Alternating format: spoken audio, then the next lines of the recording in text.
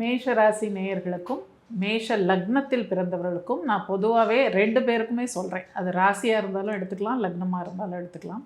இந்த 2026 குரு பெயர்ச்சி நல்ல பயிற்சியாக அமையும். ஏனென்றால் இவங்களுக்கு குரு பாக்யாதிபதி. இந்த மேஷ ராசி லக்னத்தில் பிறந்தவர்களுக்கு குரு பாக்யாதிபதி, அவரே விரையாதிபதியும் ஆகி அவர் 4ஆம் இடம் என்ற சுகஸ்தானத்தில் உச்சமாறாரு. அப்போது இது ஒரு நல்ல காம்பினேஷன். குரு இவங்களுக்கு தனிப்பெரும் யோகாதிபதினு சொல்கிறாங்க. அப்போ அந்த யோகாதிபதி சுகஸ்தானத்தில் உச்சமடையும் போது கண்டிப்பாக நல்ல பலன்களையே கொடுக்க வருவார்.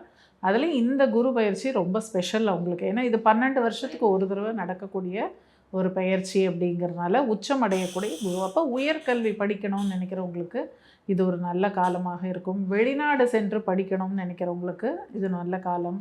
அதே சமயம் இவங்களுக்கு ப்ரமோஷன்ஸு, ஜாப் சேஞ்சு, வெளிநாட்டில் போய் வேலை பார்க்குறது ரொம்ப நாளாக ட்ரை பண்ணிகிட்ருப்பாங்க. இப்போ அதுக்கெல்லாம் காலம் இவங்களுக்கு ரொம்ப நல்ல இருக்குது. அதே மாதிரி தாயாருடைய அனுகூலம் கிடைக்கும். ஏன்னா அந்த 4ஆம் இடம்ங்கிறது தாயார் ஸ்தானம், கல்வி ஸ்தானம். அதே மாதிரி வீடு கட்டணும்னு நினைக்கிறவங்களுக்கு வீடு கட்டலாம், வண்டி வாகனங்கள் வாங்கலாம்.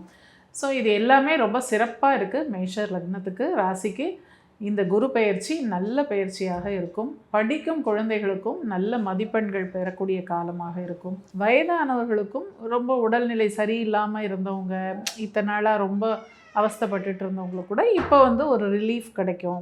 ஏன்னா இத்தனை நாள் சனி பகவான் 12ல் இருக்கார் இல்லையா, மோட்ச ராசியில்.